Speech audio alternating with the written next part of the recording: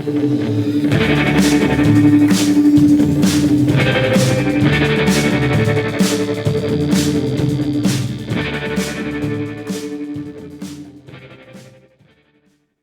is Jim Mulhern, the Plymouth Jim on socials, and I thank you. The show's an escape from work and business and politics. We talk humor and music. We talk to artists, writers, creatives, broadcasters, talented people who impact us. We get a few things out of the way first, talk with our great guest. We play thank you, no thank you. And at the end, we handle the necessary disclaimers, and then we end the frivolity. So on today's show, newspaper man Neal Rubin. Neal, you'll get a proper intro after I get something out of the way, and then a plug for this coffee clatch. Are we good? I'm Boffo. All right, you're Boffo. Excellent. We're recording this show on the eve of the annual NFL championship football game. So let me get this out of the way. Howard Cosell would have hated and loved the broadcast business of pro football today. The Stephen A. Smith of his day, Cosell was most famous for being on Monday Night Football with Frank Gifford and Dandy Don Meredith. He was the sports writer and the heel of the broadcast. He sat between the smooth broadcaster Gifford and the freewheeling ex-jock in Don Meredith. It was appointment TV on Monday nights when there was only one game on. Long dead and somewhat missed, Cosell ranted about many things. High on that list was what he called the jockocracy, meaning the increased hiring of ex-players to do commentary on sports broadcasts. He saw them mostly as dumb, afraid to criticize other players, and mediocre at their craft. Howard's premonition has come to full fruition. The jock fest of broadcasts have steadily devolved into 3 hours of painful cheerleading sandwiched in between insurance commercials. And these broadcasters, in air quotes, are a loud and lazy lot. You get a lot of wow, whoa, and other bluster. And on the occasion you get any information that you'd want, like down and distance or who made the tackle, it's like a breath of fresh air. But this rant is about one thing in particular. These hacks are beating one word in our English language to an unmerciful death. And that word is unbelievable. Every broadcast, every highlight show, every radio show, you will get your brains and ears beaten in that every excellent player, coach, team effort is unbelievable. Unbelievable, unbelievable, unbelievable. Guess what, dummies? It's not. It's all believable. It's eminently believable. It happens at every NFL stadium by elite athletes every week of the season. What's unbelievable is the low watt quality and unoriginality of these announcers. Every one of them should get a thesaurus when they sign a contract with these lazy networks. Howard Cosell would be both intolerable and inconsolable were he alive today. He would be reminding us in his incredibly snide and annoying way how mediocre these jocks are at both the language and these broadcasts. And he would be right. That, my friends, is believable. I had to get that out of the way. Moving on. First, as always, we have to do a plug. And it reads, And I Thank You show is brought to you this week by who else but Dynamic Mattresses. Well, who here regularly gets a good night's sleep? If you're like most, you've seen enough mattress advertisements to make you go horizontal. Well, it's time for some pillow talk, people. And it's not from that pillow guy who should be institutionalized. No, today we're talking mattresses, and today from our friends at Dynamic Mattresses. Yes, Dynamic Mattresses, located in friendly West Ypsilanti, is turning the sleep community on its ear and onto its back. As owner Herb Sheets says, we're going to wake you up and put you to sleep. There are so many mattresses. Should you get a Serta, a Tempur-Pedic, a Sattva, a Purple mattress, a Sleep Number? What about Stearns and Foster? Maybe as your accounting firm, But in the mattress world, Dynamic is raising the stakes and lowering the headboard. As a society, we're now in the era of wellness. And what could make you more well than a fantastic night's sleep? Dynamic believes in nature, and to prove it, Dynamic has taken the natural goodness of plant-based fillings into mattress technology. Yes, Dynamic mattresses combine both the softness of hemp covers and the relaxing comfort of 100% indica cannabis filling to bring you a sleep that can only be described as drugged. Eliminating the middleman of clumsy pens and gummies, Dynamic promises that you'll literally lay down your head, Tom Dooley. Yes, Mr. Sandman couldn't bring you a dream any faster than your new Dynamic mattress. Available in full, queen, king, and pre-roll, Dynamic has you covered.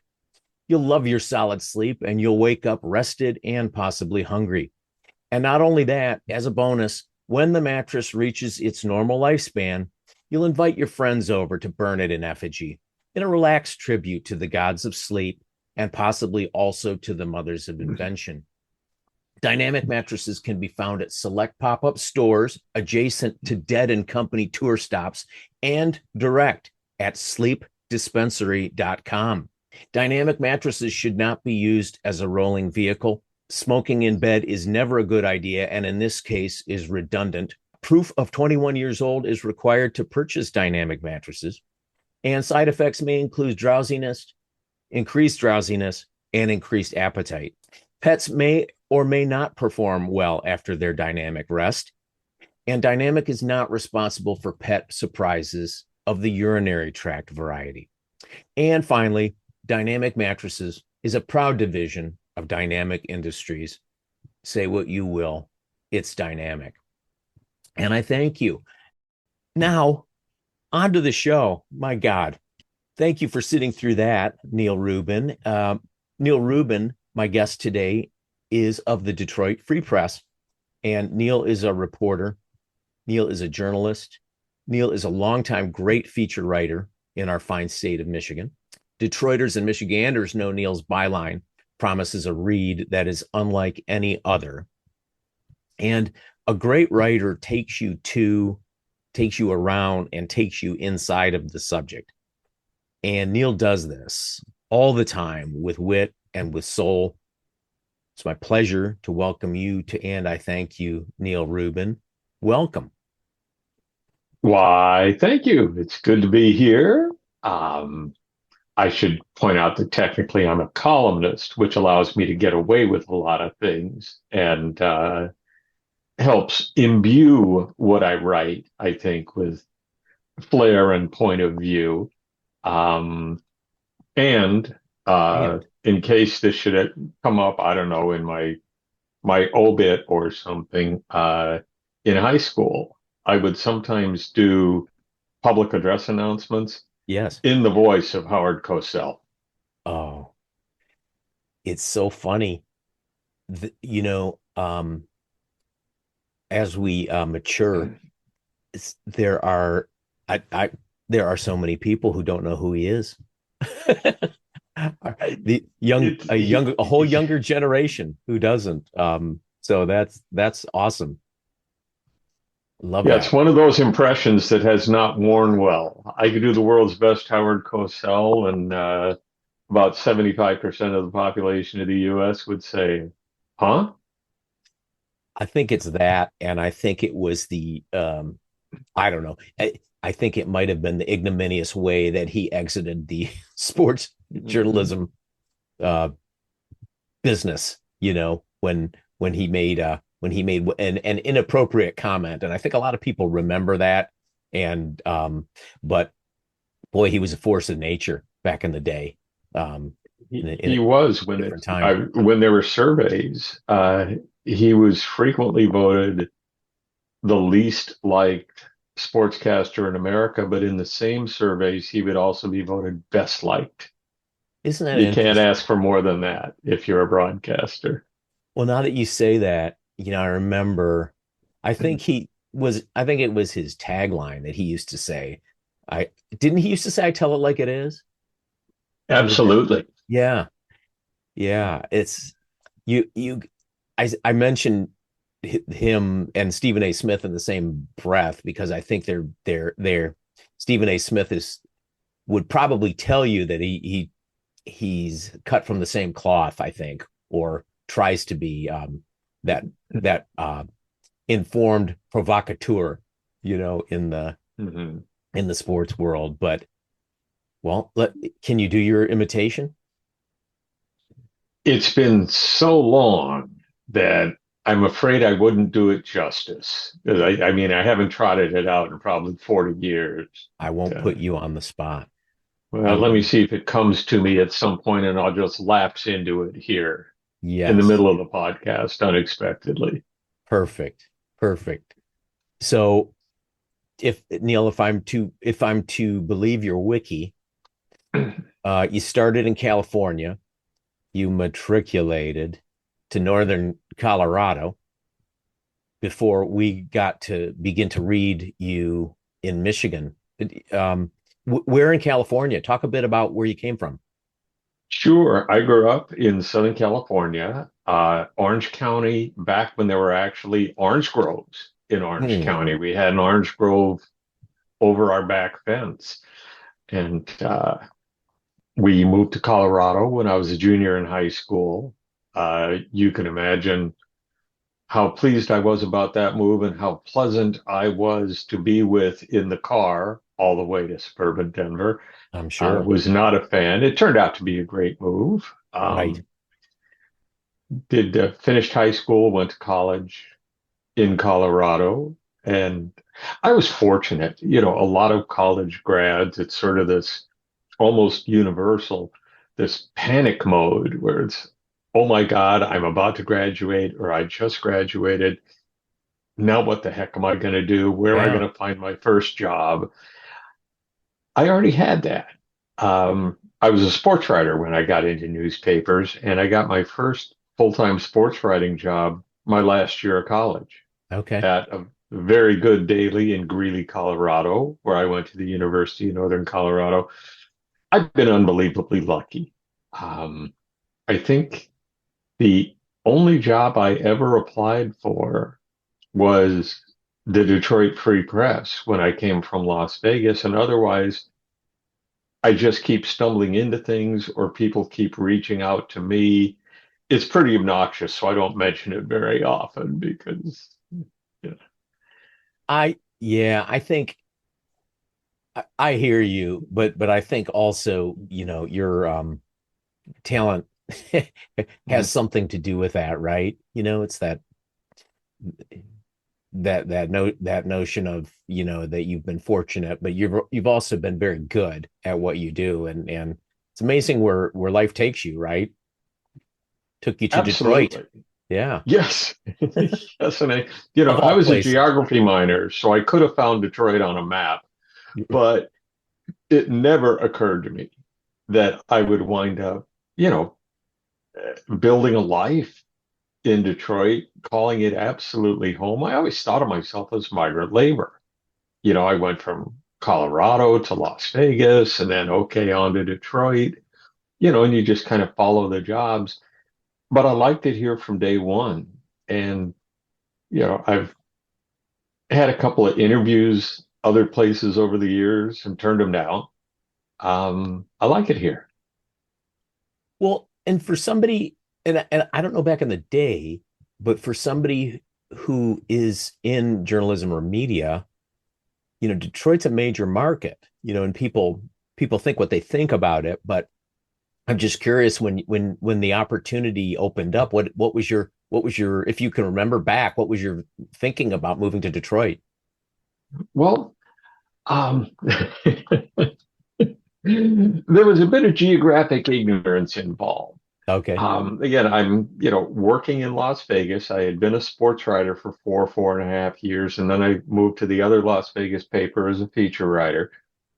My best friend lives in Chicago, and he Okay. got married. So I was in Chicago for a week, and, again, I was not a total hayseed. I had seen tall buildings before, but Chicago, the bustle, the restaurants, the architecture, all of it, Everything. and two Major League Baseball teams.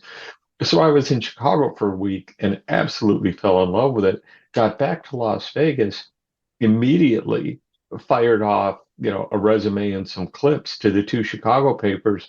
Then I thought, Chicago, Detroit, large Midwestern cities, they got to be pretty much alike. So I applied to the Free Press and the News. I got an absolute go away, don't bother us, who do you think you are from the news.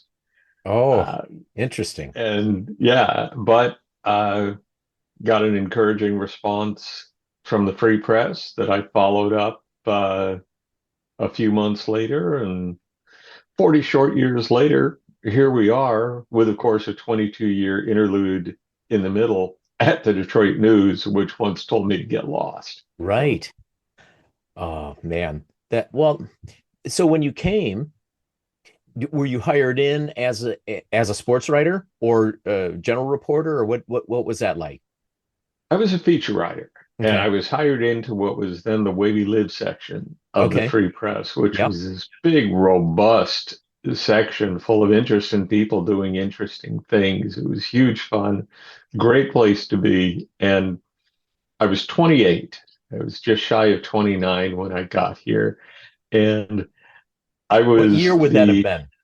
1984. 84. Okay, got it. Yeah, August of 84. Good timing for someone who likes baseball. Oh my gosh, yes. Yes. And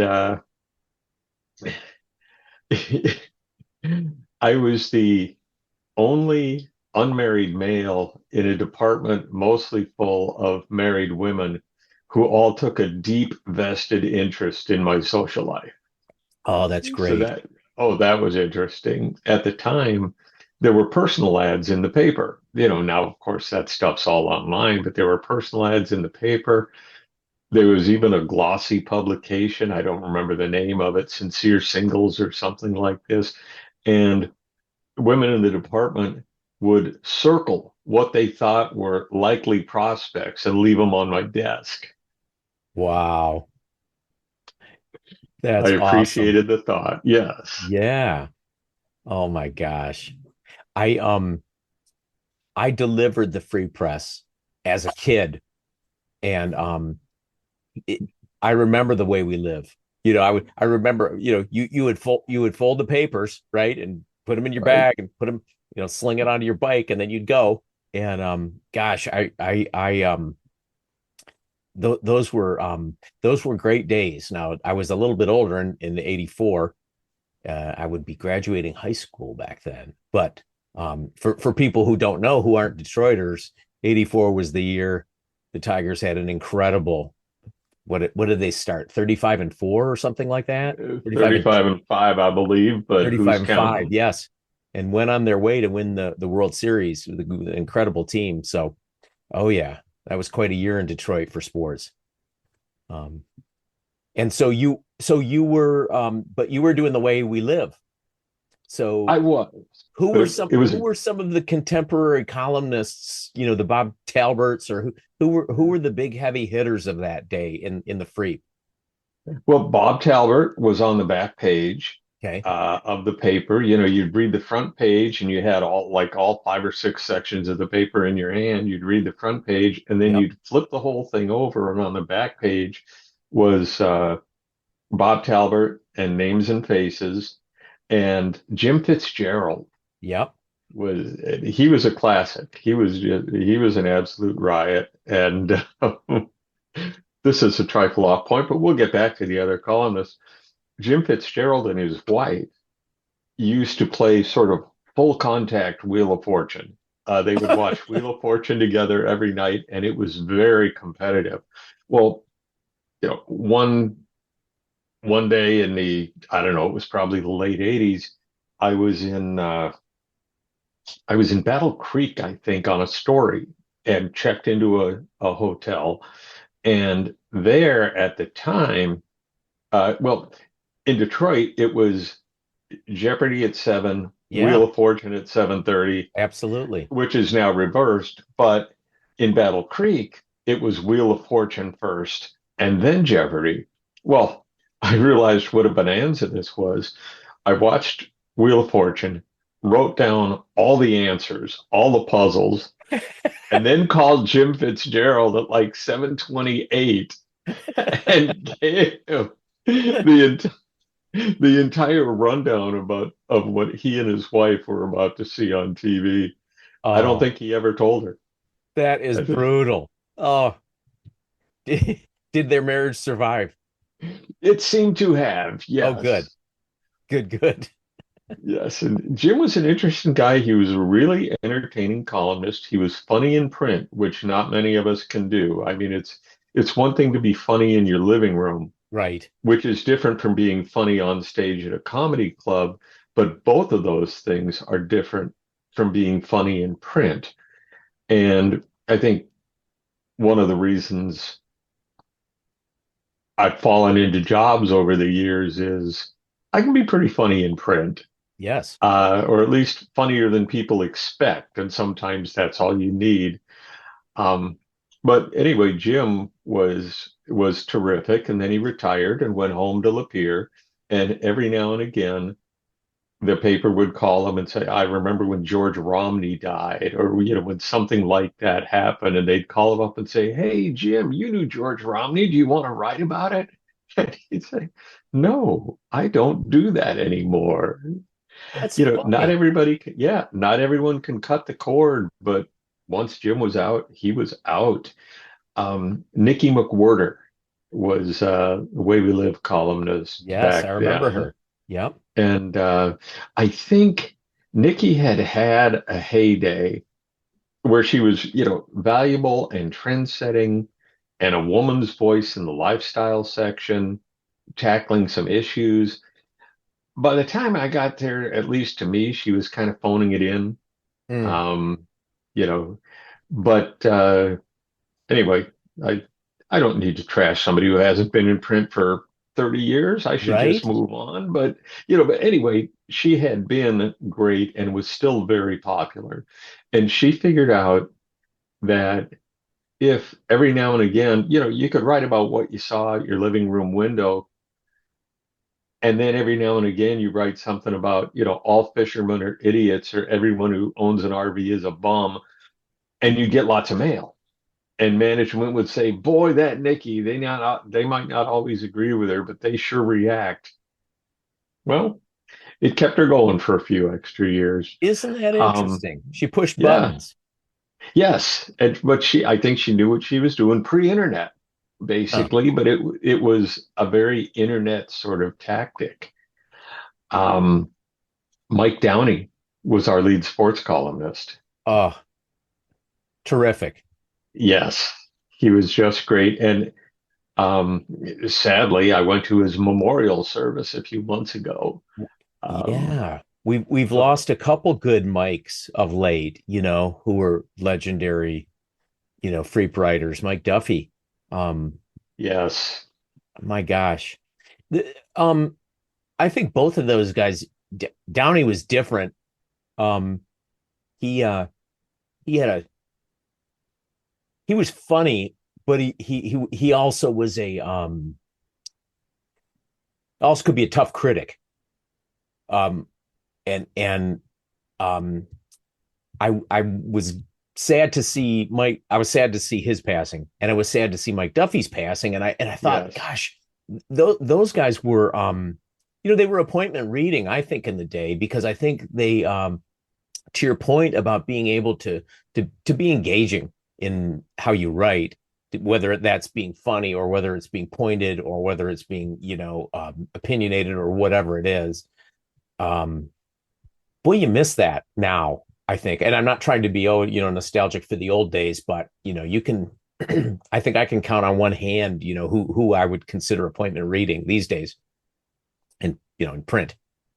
Um, I don't yeah, know. and Mike Duffy. Well, Mike Downey basically set the stage for Mitch Albom. Mike Yes. was the first sports columnist in Detroit, anyway, who was read by people who didn't know whether a football was pumped or stuffed. You didn't have to know or care about sports to enjoy Mike Downey's writing. Mm, And because Mike had established that template, yeah. the Free Press went out and found Mitch, which was a spectacular hire. He was like the number three columnist in Fort Lauderdale, Right. but again, he touches people. He can be pointed, he can be eloquent, and people relate to him, and people who aren't sports fans will eagerly read him, which is a huge benefit for the paper. Mike Duffy, it was interesting because, part of his persona was to be this goofball in print, shout Ramalama, whatever the Captain Video. catchphrases were. Yeah, the whole Captain Video thing.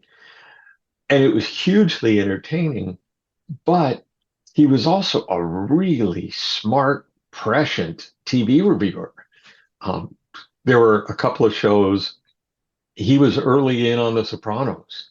He said, Mm, "Hey, everybody, check this out. This is going to reinvent television as we know it." Uh, Married with Children. He was in early on that and just said, "Hey, if you're not watching this, you're doing the wrong thing at that time of night." right. So, I think we could have a long conversation about criticism.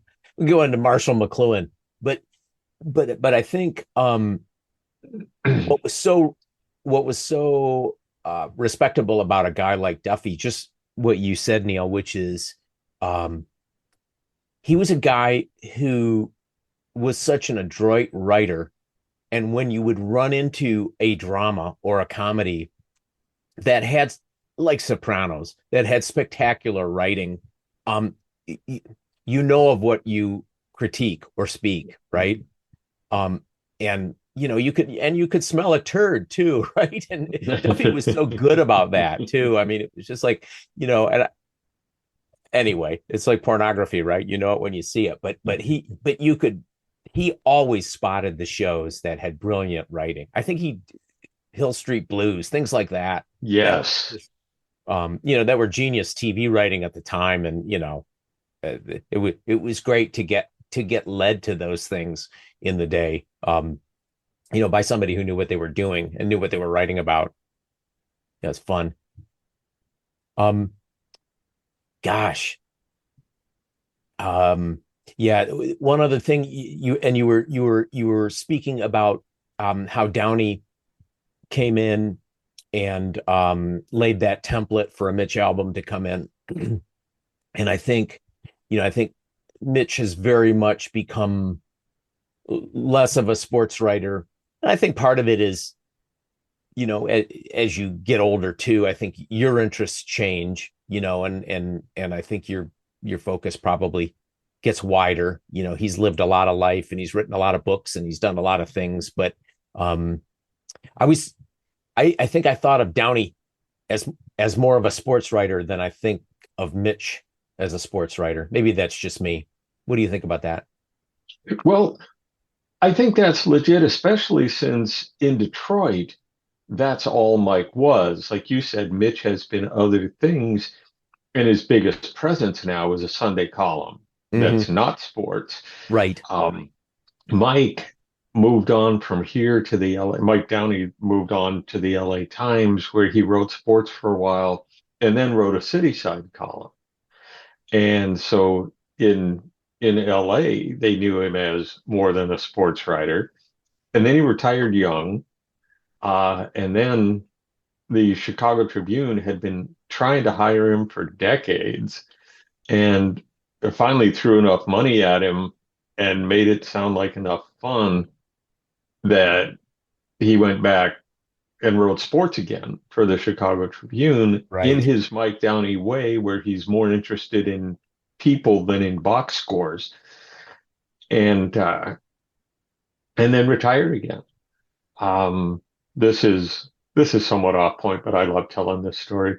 Yeah. And hey, we've got a lot of time here. I love Um, it. Yeah, no, let's go. We can go anywhere we okay, want. all right. So, um, Mike was a good friend, and one year when he was in LA, Maui became his happy place. He'd go Mm. 3 or 4 times a year, and relatively quick hop, certainly quicker than it is from Detroit. But one year, my wife and I overlapped our vacations with Mike on Maui, and of course, um, my wife takes it as a personal affront if any male she likes is not married, or a personal challenge. So, she wasn't in position to try to fix Mike up, but there were discussions about his social life and his single status. Well, Discussions. probably, yeah, it's probably 6 months later, I get a voicemail at work, and it's Mike telling me, "Hey, just wanted to let you know I'm engaged." Well, super. But I go home and tell Marcy, my wife, and Right. her immediate response is, "I don't like this. 6 months ago, he wasn't seeing anybody at all, and now he's engaged. I don't trust this woman. I don't like this woman. Mind you, we don't know her name. I don't, you know, I don't trust this woman. I don't like this woman. She's a gold digger.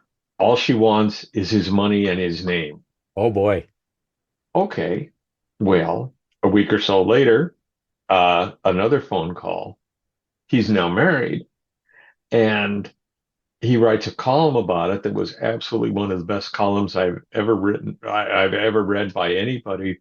It turns out that Mike's wife, to whom he remained blissfully married for the rest of his life, was one of Dean Martin's daughters. Oh wow.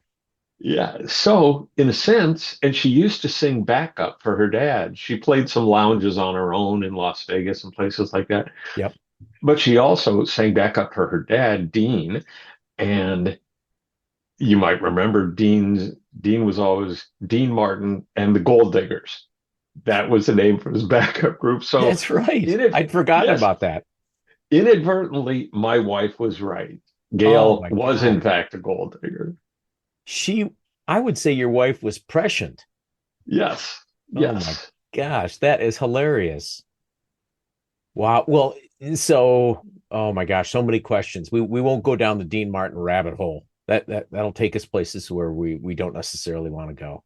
But it might be fun. Um, I want to ask you about Gil Thorpe. Sure. So for my peeps who are listening who don't know the story, Neal, you wrote the you so Gil Thorpe was a comic strip when there were comic strips in the newspapers. And Gil Thorpe was about a high school coach, correct me if I'm wrong, Neal, Hmm. at a high school. And it was Gil Thorpe was really about it was really a um I wouldn't would you characterize Gil Thorpe as a because they used to call it the funnies, right? We wouldn't call it the funnies, but it was more of a serial, and it was really about a day in the life, a week in the life about this coach and Coach Gil Thorpe. Am I right? Yes, in fact, in the industry, that's what they call it. It's a serial strip. Okay, It's got it. still alive. And Gil was the all-season coach and athletic director at Milford High School. That's right. Not our Milford, as it turns out. We never let on where Milford was, but it was actually based on New Milford, Connecticut. Um, Gotcha. and, it was a lot of social issues, problems the kids might be having that Gil might have a hand in solving. But of course, there's a competitive aspect of it as you go on, because every year was divided into football season, basketball season, spring sports, baseball usually, and Yeah, then you kind of fake your way through the summer. And as a writer, and one of the things I brought to it was, you know, they had they asked a bunch of people to apply to write Gil Thorpe when the opening came up. Oh heck, I'll give you a little bit of background. Gil Thorpe was launched in 1958 by a guy named Jack Barrell, he wrote it and drew it. Okay. from 1958 almost until he died in 1996. Later in his life, as he was sick, he had to have help drawing it. But among comic strip artists, he's spoken in the same reverent tones as, like Hal Miller, the guy who did Prince Valiant. Right. Only Jack did it 6 days a week without color on Sunday. Just, a wonderful artist. Anyway, Jack died in 96, and the Syndicate, all comic strips, Dear Abby, crossword puzzles, all of those are distributed nationwide by what are known as content syndicates, Yep. because you know, it's not like you can go knock on the door of every newspaper saying, "Hey, do you want to buy my Sudoku puzzle?" That's what the syndicate does, Right. and then the syndicate takes a big cut of the money that comes in, and everybody's happy. Um, anyway, the syndicate had to go find a new writer, and they found a guy named Jerry Jenkins who'd written a couple of youth sports novels, and he was the kind of guy who did, those as told to biographies with Mm. sports stars, Yep. where, the sports star just answers questions into a tape recorder for a week or so, and then somebody turns it into a book. Well, so they hired Jerry Jenkins, and then uh, Jerry, are you familiar with the Left Behind series of uh, evangelical novels? Basically, it's the good people who are left behind or after the apocalypse, or maybe it's the people who are stuck on Earth after all the good people go to heaven. Only vaguely. Yeah, well, it becomes a massive hit in the evangelical world. And, basically FedEx is delivering money to Jerry's house in big cartons. And so he really didn't need a moderately successful comic strip. He fobbed it off on his kids who couldn't write a lick. So Okay. when his contract came due, they went looking for a new writer, and that's how I wound up with Gil Thorpe, and did it for 18 years. I said, lots of fun. You're kind of creating your own little world. You know, Right. the outline of the world is there because you've got Gil Thorpe, you've got the high school. The cast of kids changes all the time. Gil never much aged, but kids would age out of high school, and you'd get replacement kids, and and the most fun was that I could name characters after my friends, Oh, that's or cool. put it up for charity auction, which was an idea I got from Elmore Leonard. Donate. If you're the high bidder, I'll name a character after whoever you want me to name a character after. And then, of course, you could do the opposite. There was a coach I particularly disliked in high school, and when I needed a corrupt AAU basketball coach paying kids under the table and generally being a sleazeball, I named him Larry Nelson. Wow. Take that, Larry. That's awesome. What do they call that when there's a term the kids use now? It's like where there's a little hidden nugget, and it's at the tip of my tongue, and I can't remember what it was. Easter But egg? Easter egg. Thank you. That's what it is. You planted Easter eggs. Yes. I remember that.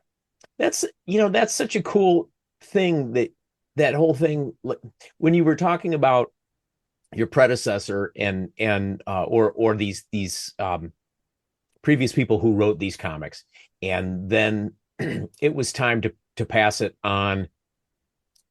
I have a friend who talks a lot about the comics and laments about what happened to the family circus, because the guy who wrote that evidently handed it off to his son, who can't write a lick, and it's just reliably awful. And I you think about what the family circus is.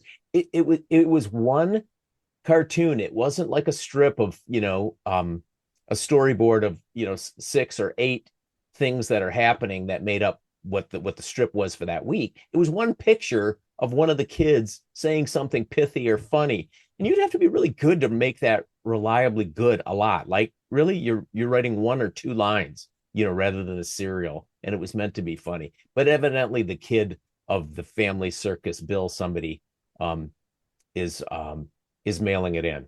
So anyway, I digress. Yes, those are known as single panel, I think, Thank strips. you. And um, the beauty of Family Circus when we were kids, and I was a kid before you were a kid, but still, it was the original Family Circus. Yeah. It was a starter strip. It was Ah, one that, the newspaper came to your house and your parents read the newspaper and you might gravitate to the comic section. brilliant. And Yes.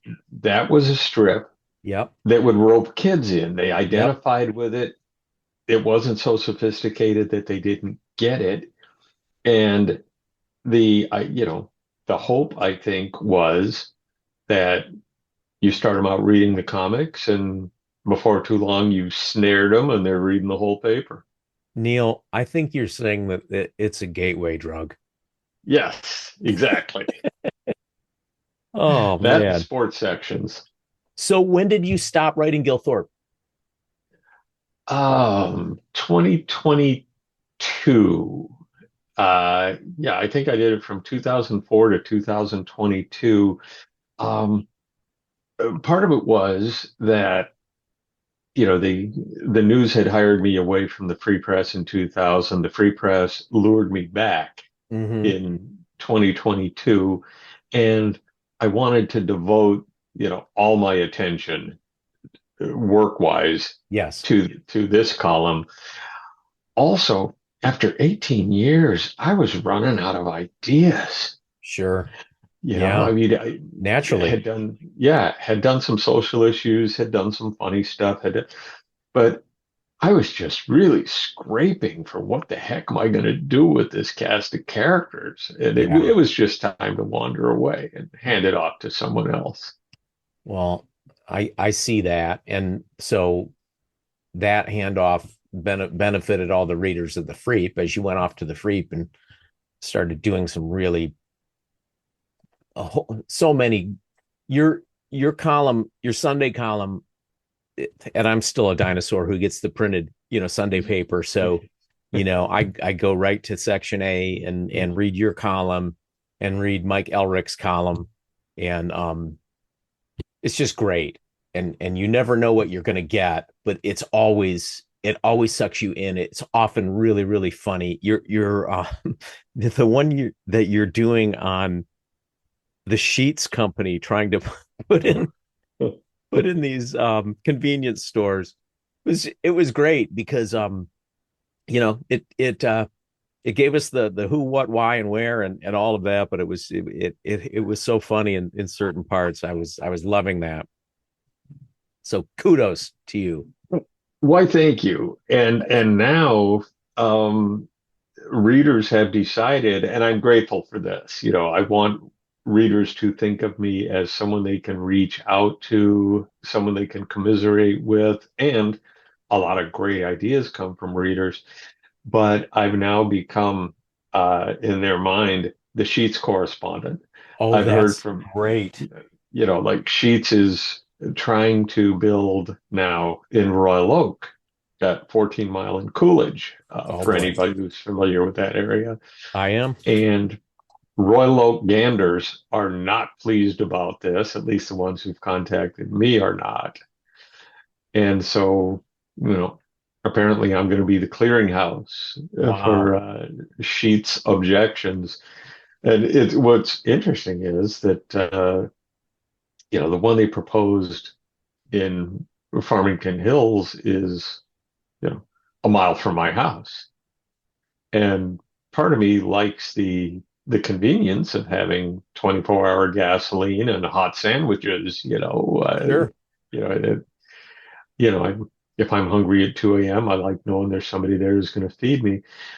But at the same time, I understand the objections of people who are perhaps not quite as self-serving as me and, Yeah. recognize the traffic, the noise, the lights, just the general congestion to neighbors who never signed up to live next to a massive 24-hour convenience store, restaurant, and gas station.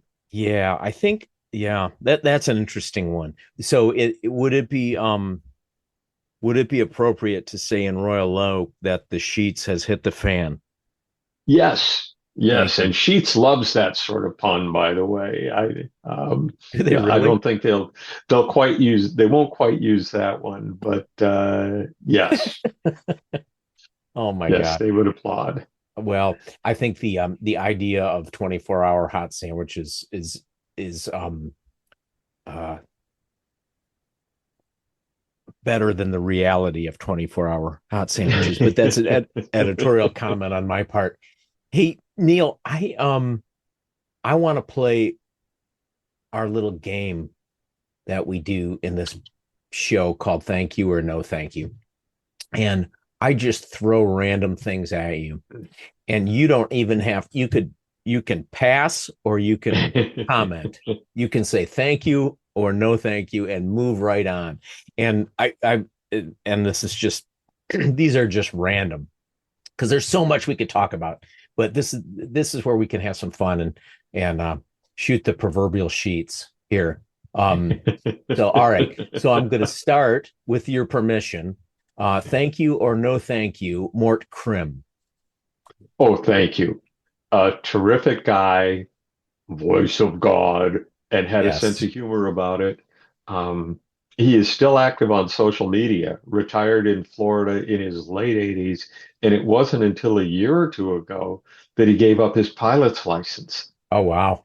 Yeah, he used to fly to Marshall and have somebody pick him up at the airport so he could have lunch at Win Schuler's. Oh my gosh. That's awesome. Well, that's good for him and good for society that he turned in that license um and that he's healthy and happy. He is the voice of God, and that guy can sell a window too, we know from living in Detroit.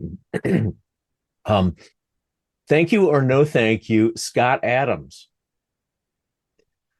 Oh boy. Yeah. Um, to me, he no thank you to his way out.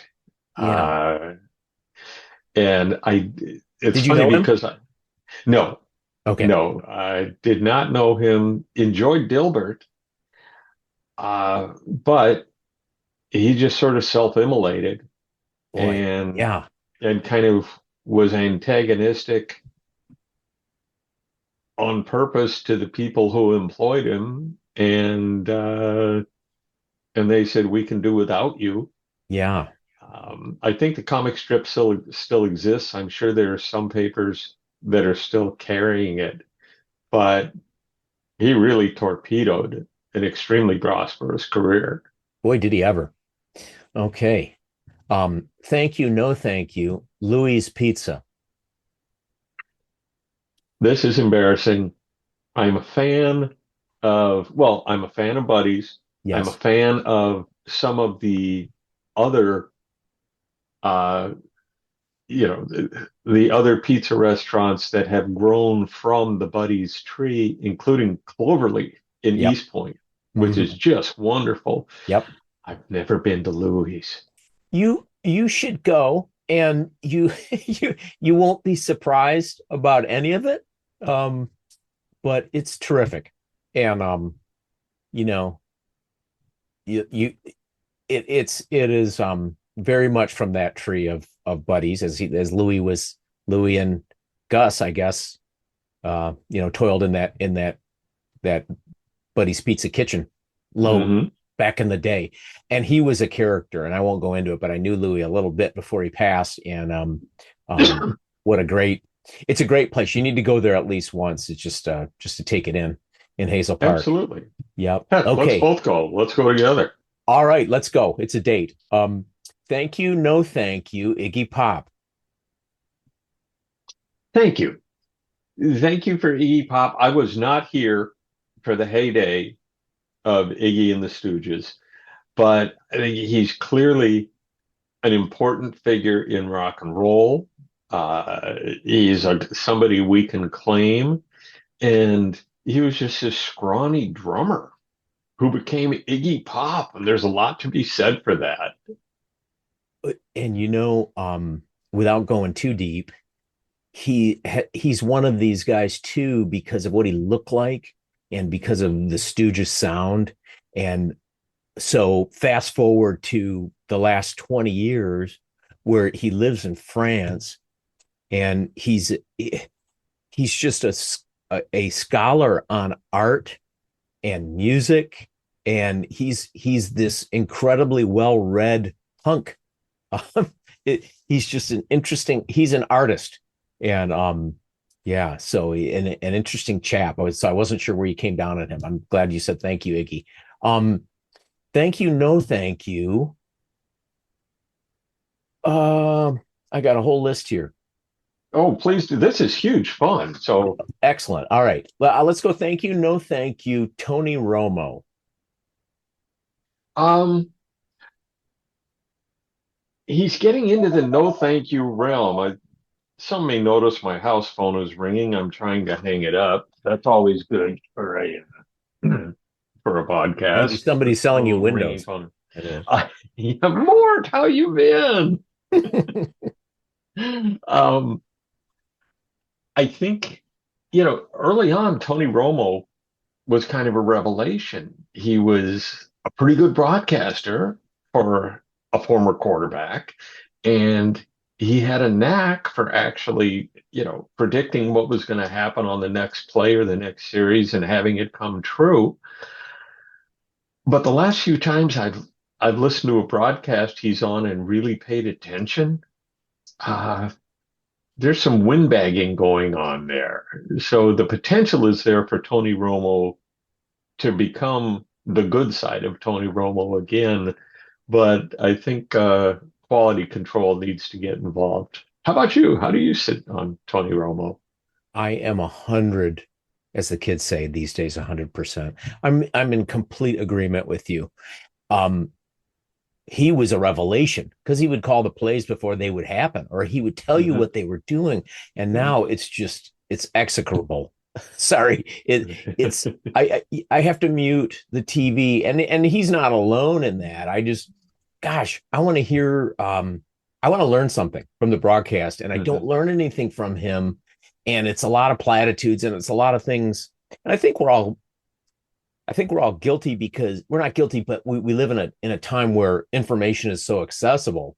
So I think it's hard for these color guys too to be really original and authentic and tell you something that you don't know. But boy, he's got so much institutional knowledge of playing football, and I didn't play football, much less quarterback. So I want to learn more, and I want to hear less cliches. That's my take. That's Anyway, a great take.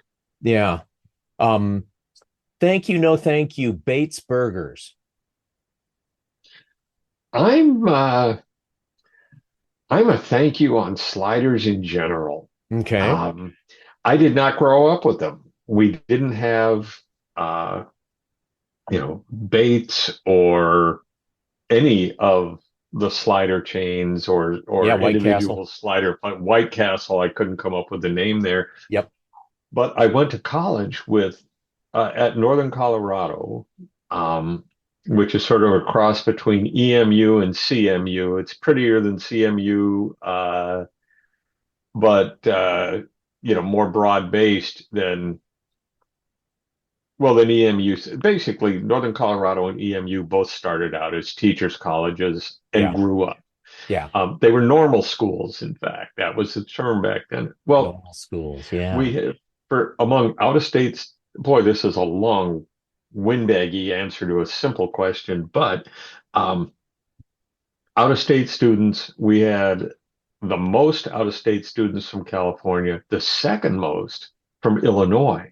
Mm, And all these Illinois kids could not stop talking about White Castles. interesting. Yeah, and then so, I was fired up for White Castles when I moved to Michigan, and holy smokes, there were White Castles. Right. And finally went for the first time with a date. We had been to the theater, I think the Fisher or something like that, seeing a touring play, and then went to White Castle. dressed appropriately, I thought, But anyway, so yes, I was immediately a fan, and it's the Bateses, the Greens, the Telway, the Dooleys, Yep. the smaller, more independent slider places that I really love. You just reminded me of the sad demise of Miller's in Dearborn. Um, I shouldn't say that because I haven't been there since they changed hands, but the original. Did you ever go to Miller's in Dearborn? Oh, I did. Yeah. One of my favorite Detroit burgers. Yeah, and I think from what I've heard, well, I know they sold it, but the reviews were not good. But I need to go. I need to not slag them, and I need to go in there and do a proper review. That could be another place we could meet up. But I've heard it's not as good, and that place was legendary. Um, all right. We've talked about some of these thank yous that just came out in our discussion already. So I'm scrolling. Thank you, no thank you. Sports Talk Radio. Um, well, thank you because my radio has a dial and I can switch away. I think, Yeah. good sports talk radio can be very good. A lot of it feels kind of repetitive, Mm, and I think it has created um, an atmosphere or an ethos where everybody, no matter what the subject, no matter what they're doing, everybody acts like they're calling into sports talk radio. mm. Um, so, to some extent, I think it wears out its welcome. On the other hand, some people do it really well. Bob Winowski, Wojo from the news, Mhm. has been a host on well, he started on WDFN and now he's on the ticket. He's terrific at it. He's very funny. He's low key. He makes it clear that he realizes sports are important, but they're not the most important thing in the world. And he just has fun with it. So, you know, Wojo's huge fun. A lot of people are way too serious about this. I agree. And full transparency, he's a friend.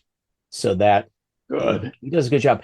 And and this is another subject for another day, but I think gambling has changed the landscape so much.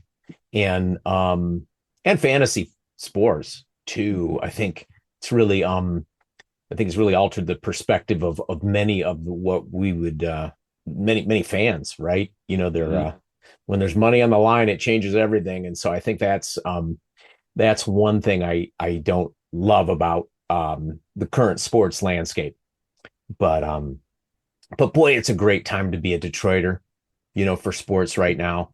I mean, the teams are all good or getting good, and so it's a good time. Good time. I'd like to hear more on the sports talk radio from the guys who are on the beat. I like to hear more from the Sean Windsors and the John Mhm. Neos and the I think the columnists who I think are are adroit at this kind of thing and are in the middle of it and have some experience and can share some expertise with us. Yeah, I'm a huge fan of both those guys you just mentioned. They're both terrific writers, good thinkers, great guys. Sean Windsor, John Neo. Yep. You know, it's a very good age. Jeff Seidel at the Free Press. It's a very good age to be a sports fan in Detroit. There are, good people in your paper, good teams on the field and on the court, on the ice now. You know, things are looking up. Would have been nice if the football season had extended, just a couple more weeks. Right. Oh my gosh. It's yeah, that that is a that's one of those interesting. We don't want to become Buffalo, So we're I draw those comparisons, right? There's so much, that could be compared, Ralph Wilson and other things, but gosh, it's going to be an interesting couple of years as this Lions team comes into their own, their talent seems to be right there. It's going to be real dramatic, I think would be the word coming up. Yes, and it's just fun that everybody kind of gets swept up in the excitement of it. It's just sort of this communal passion. And if you don't care about football, you know people who care, so you care because they care and you're rooting for your friends. And it really is fun. It is fun. Hey, this is off the. I just want to get us rolling here because you've been really generous with your time, and we're going over a little bit, but we could talk about a lot of things. This is really fun because I've got a lot of for thank you, no thank you. I've got musicians and bands here. Music is my thing, and what if I asked you the last live show or the last great live concert you went to? Can you think? Can you share that with us? Oh, geez. This is like trying to think of a joke when you want one. Right. And I'm putting you on the spot, but or I'll give you a parachute, or maybe a go-to favorite band or artist, that should you be into vinyl would be on your turntable. Um, Springsteen does not get old and tired with me. And he is a great live show. And it's almost Oh a yeah. cliche. Yeah. But, the first time I saw him, it was at the Silverdome. And it was just, it was amazing. I mean, there's 70,000 people or however many people were packed in there. And every time he raised his fist and shook it, 70,000 people went, ah! Oh yeah. And I just thought, this is amazing. Um, Would you consider yourself a Bruce Maven? Like when the next album comes out, are you getting it or downloading it, or are you more of I love seeing him live because it's such an incredible show and event? uh, I don't buy a lot of music these days. I've got Yeah. Sirius XM and I button punch all over there. Yep. I'm on the reggae channel, the Springsteen channel, the Sinatra channel. It's just huge fun. Yep. Um, but I mostly listen to music in the car. Jeez, I don't know, that sounds kind of pathetic or I don't like think I'm so. I being think many untrue I to my think many people are roots. like that, I think, yeah, I think you're like most. I think people are listening to music. I think they're listening to podcasts. I think they're listening to sports talk radio or talk radio. So no, I think I think that's normal. I can tell you, I'm probably the last person in Michigan to have seen Bob Seger live. Ah, Not that I saw his last concert. It's just that, I mean, obviously I was aware of Bob Seger. I love Bob Seger, but you move to Michigan and every third person you meet saw him in a club for $2 or he played their high school homecoming. of course. Yeah. Everybody had seen Bob Seger. I finally caught him, I don't know, 5 years or so ago, maybe a little more. Yeah. I mean, he was so, this was the older Bob Seger. He was terrific. He was just Yes. great. And I knew I liked Bob Seger, but somehow I had never seen him live for all the hundreds of times he's played around here. So I finally caught up. Well, you did yourself a favor, and we could go hours talking about him, because God, we used to wear out the grooves of Live Bullet, that album from start to finish. It was so good, and people just, people. I think people, like they do Springsteen and others, they tend to diminish um the artist, but my God, what a writer, what a soul singer, what a band leader, just an incredible, incredible. person, and I think people just kind of remember Like a Rock or whatever, Hollywood Nights or Night Moves, and oh my gosh, hit after hit after hit. But his live shows were a revelation. I had Jay Giles Band on this list too, Neal, that I wanted to talk about too, which are was just incredible band to see and underrated. But that's for another day. That's for a discussion over a Louis Pizza. That sounds good. Awesome. Well, so I think we've got a wrap because we've gone over a little bit. This has been terrific, Okay. and thank you. And as I say, and now for something completely different. A genuine thank you to you, Neal, for coming on. I want to ask my handful of listeners to please subscribe to the Detroit Free Press to read Neal's columns and the great work of local journalists who do actual reporting on the issues that matter to you and us as a collective society and as neighbors. So go there, freep.com, and read Neal's columns and do it now. Do it today. It's a very and when you subscribe, that's a really, really low cost investment on some really, really good writing and reporting. So do it. Relative to this show, and I Thank You show, is a production of Arthur Street Weirdos, and it's written by yours truly. The theme music is by Royalty Free. Brand creative is by Brad Lutz. If you're consuming this fine product via Apple Podcasts, Spotify, or the like, please rate and review it. 5 stars is nice, and frankly, it's the least you can do. If you're watching this on the YouTubes, please subscribe. That really helps people find it. And give us a thumbs up. All of this will help people indeed find us so that they can waste their valuable time. Comments can be shared at andithankyou@gmail.com. So go there and send me a note. So thanks for listening. Thanks for watching. And Neal Rubin, I thank you. And I look forward to us getting together, and I look forward to reading your next piece, whether that's on Sheets or anything else. Well, thank you. Huge pleasure to be here, and I look forward to Louis. All right. Until then, take care, Neal.